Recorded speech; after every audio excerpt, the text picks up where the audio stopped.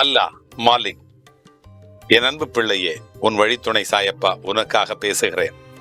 உனக்காக மட்டுமே பேசுகிறேன்.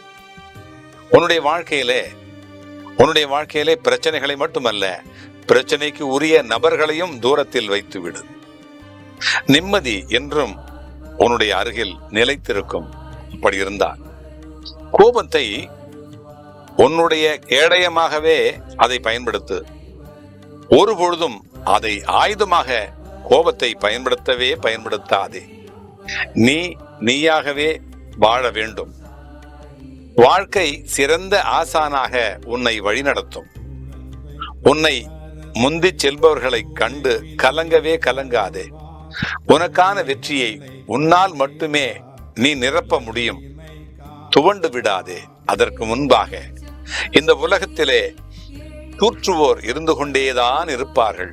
அவர்களை எல்லாம் அடக்கவே முடியாது.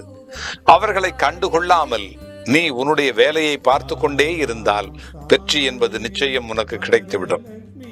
இன்று நீ செய்த தவறுகளை மன்னித்து எல்லோருக்கும் எல்லா நன்மைகளும் கிடைக்க அருள் தருவேன் என்று நீ நம்பி இருக்க வேண்டும்.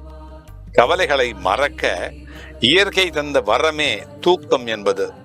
எனவே கவலைகளை மறந்து கவலையே இல்லாமல் நிம்மதியாக தூங்க வேண்டும். நீ விடியும் நாளைய பொழுதும் உனக்கு நன்மை பயக்கும்.